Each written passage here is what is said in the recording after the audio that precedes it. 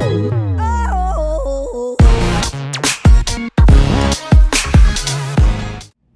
what's up guys, TechTitan here, and I am back again with a brand new video. So before I begin this video, I want to thank you all so much for watching.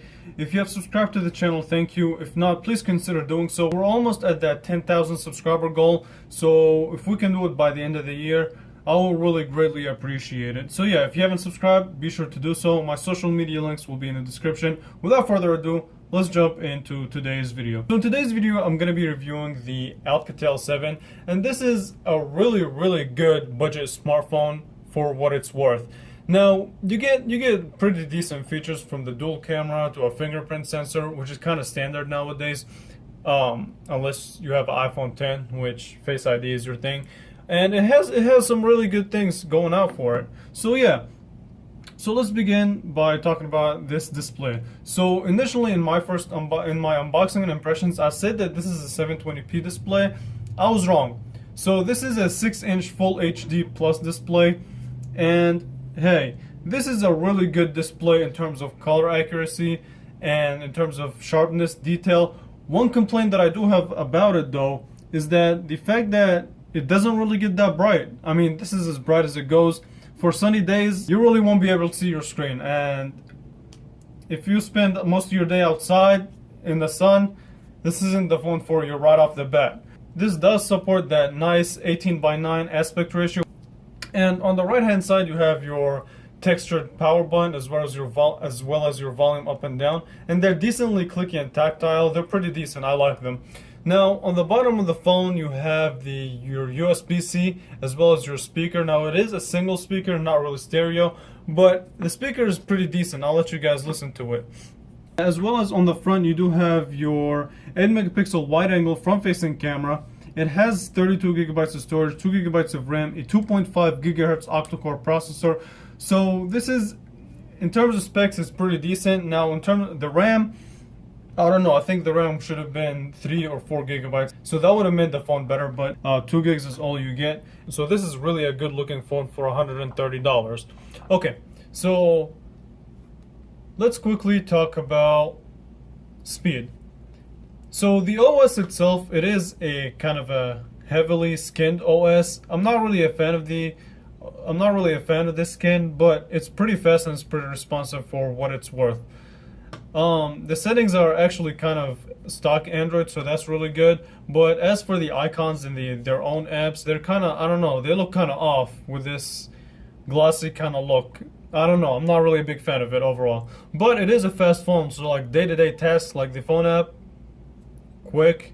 The messaging app, also quick. So the camera app, it's a pretty fast, responsive phone, and that's really appreciated. And I guess that's thanks to the highly clocked processor. It is 2.5 gigahertz, but I read some articles that say this is a MediaTek processor. Some say it's a Snapdragon processor, so I'm not really sure what kind of processor it is. Like I said, I mean, overall this is a really good looking phone, and it's fast, it's responsive, so the specs are not bad. Now let's talk quickly about this camera quality. Now, let me be honest, don't let the dual lens setup really fool you.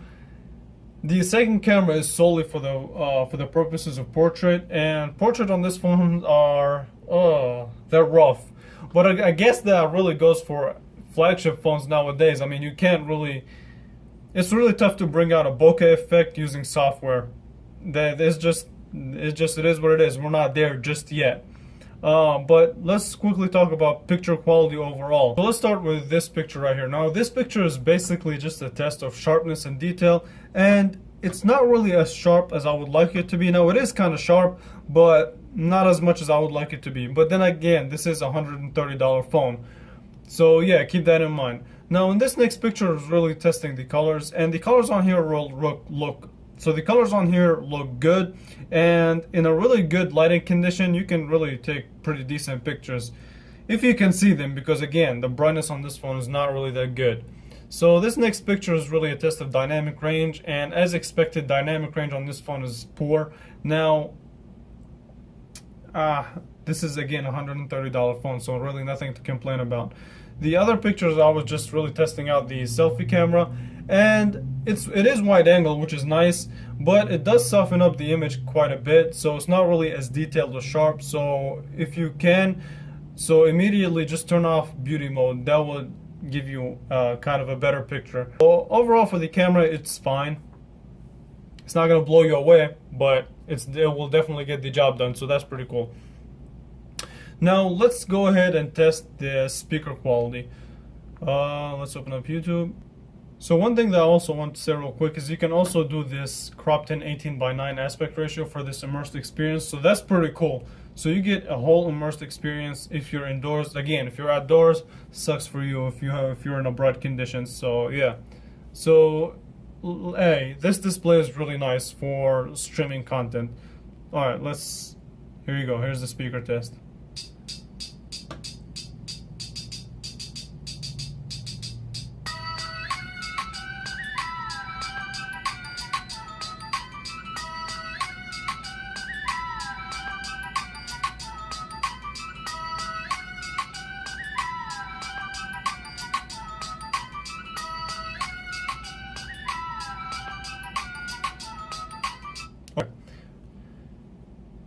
Here's what I really have to say about the speaker. So this is a decent speaker in terms of volume, and the bass is on here. You can definitely hear it, but it's still a little bit tinny at the highest volume, so I'm not really a fan of that. But overall, the speaker again is fine, and I guess that's really the TLDR of this phone. This is a really good budget phone. In terms of looks, this looks fantastic, and I really like it. This glossy black finish. Just put a case on it because it does catch fingerprints like crazy, and it is a little bit slippery. And you get 2018 features like this 18:9 aspect ratio display, the USB-C. Now quickly before I end this video, I want to talk about battery life, and battery life on here is pretty good. Not amazing, but definitely pretty good. Now as far as I'm concerned, when I charged this phone using I didn't see any fast charging indicator, and it didn't seem like it can charge quickly. So that's as far as I'm concerned. If it does have fast charging and I missed it, then let me know. Let me go ahead and put this phone down and give you guys my final conclusion.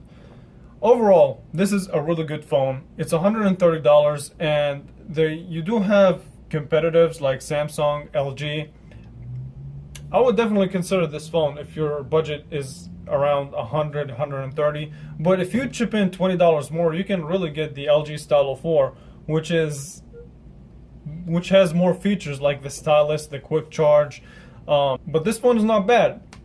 It's just, I think for a little bit more, you can definitely get better options. So yeah, let me end it here. I want to thank you all so much for watching this one. If you enjoyed it, please leave a like and subscribe to my channel. If you haven't already, we're almost at 10,000 subscribers. I'll really greatly appreciate it. And yeah, that's pretty much it. Thank you guys so much for watching.